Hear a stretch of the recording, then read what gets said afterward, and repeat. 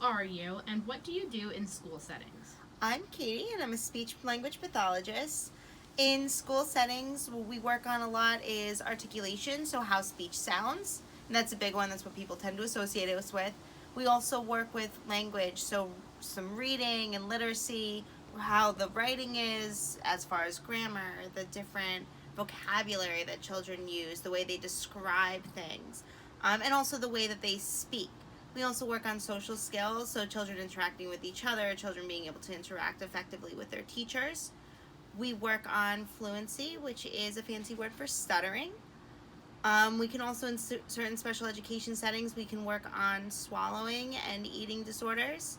Well, feeding disorders, so swallowing disorders.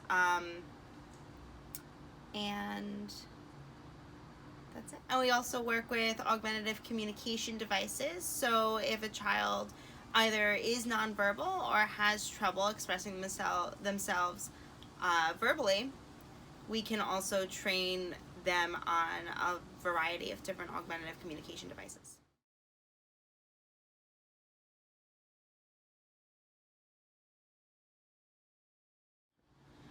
What might a typical day look like for you? So the speech language pathologist in school settings has a lot of roles. As far as therapy, we do a lot of pull-out therapy where we take the child out of the room, usually several children at a time. So we have groups of maybe 4, maybe more, maybe less. We also do push-in therapy where we might come into a classroom and help a bunch of kids. We could also teach a class if it's appropriate for that group of students. As far as evaluations go, we do kind of longer evaluations. It might take up to an hour, so we would only maybe do about one of those a day. We go to IEP meetings, a lot of us, and we do, if we get a referral for a student, maybe the teacher thinks there's something going on with them, we go and we do in-class observations to see if it would help to do an evaluation for that child.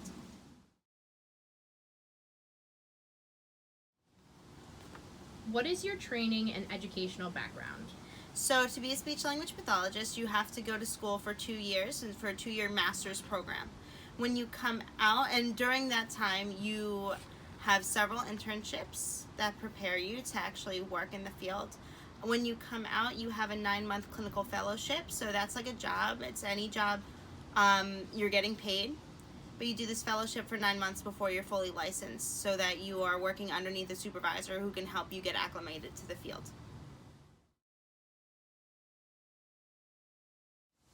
What materials, equipment, or interventions might you use to ensure learning, membership, equity, and engagement, and achieve individualized outcomes for children who receive services?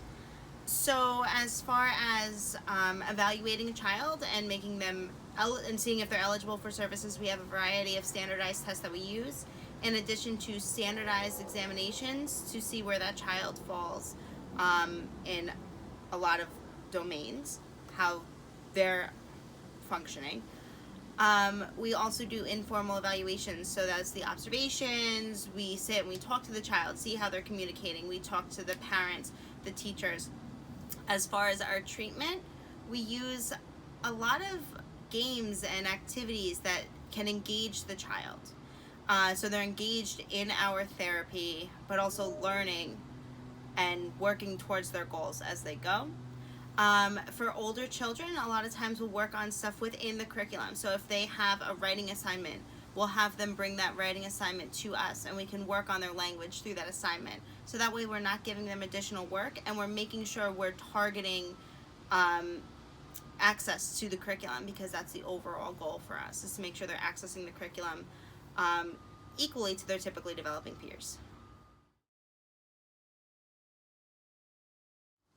What are the most effective ways you work collaboratively with families and other colleagues?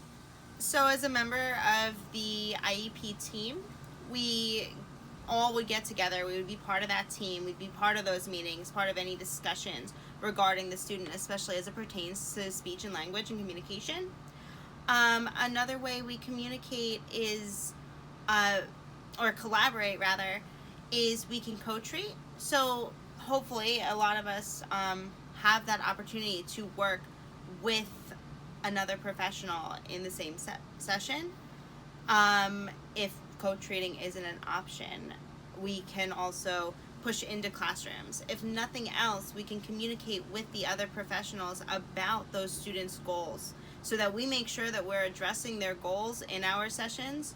For example, if you have a student with handwriting goals in occupational therapy and I have a student and that same student has writing goals, I can carry over some of the skills, make sure that they're still using those handwriting skills while they're writing a short paper with me, so that we're supporting each other and communicating with each other and making sure that we are working towards access to the curriculum, and make sure that we're not just viewing that child in one domain. In my case, speech and language, we're looking at that child globally. So that open communication with the entire IEP team, the parents included, and when appropriate, the child included, is so important for us.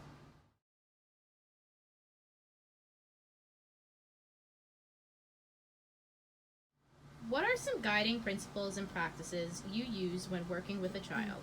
So I think something that's unique about speech language pathology and other special education teachers and related professionals is that we work within that child's zone of proximal development. So instead of a curriculum that goes with time, that in classrooms, the lessons progress over time. Our lessons progress, and what we're targeting progresses with the child and what they're ready to accomplish. So for us, it's always important to be constantly assessing that child and seeing where they are, how they're growing, what do they need, what kind of supports do they need in order to continue growing towards those goals. When we first get a child, we assess them and we make goals for them. And we design our intervention to meet those goals, and those interventions always need to be evidence-based and follow the guiding principles of best practice in our field. And something else we have to always make sure we're doing is following FERPA laws, so that we're always keeping those children's privacy confidential. And so we're only communicating with the parents or individuals whose names are on that IEP that we are allowed to communicate with, and only speaking to teachers for whom that information would be relevant.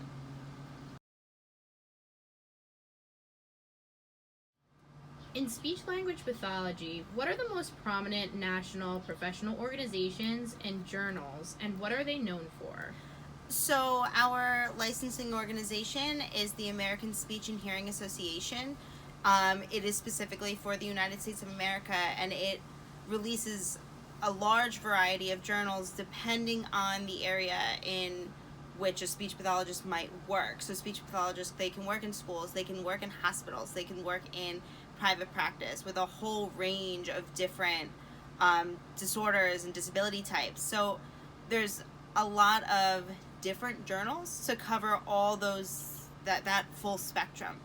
ASHA is known for being so comprehensive, to the extent that internationally, while other countries have their own certifying organizations, a lot of them look to ASHA for best practice and for current research.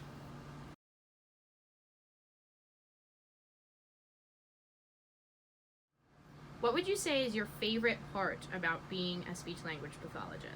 I think the best part about being a speech language pathologist is being able to work with your students one-on-one and really getting to know them, and being able to figure out what they like, what motivates them, what gets them excited. If a kid is really excited about, I don't know, Teenage Mutant Ninja Turtles, you can incorporate that into your lesson. Whereas a teacher, yeah, they can do that, but you have to make sure the whole class is engaged. And for me, I can take a kid who's maybe not so motivated, feels like they're failing, they're not doing well, and I can say, hey, let's motivate you this way, and I can get a kid excited about learning and wanting to do more and feeling like they can do this. And I think that's so invaluable when you're talking about students who are struggling in schools.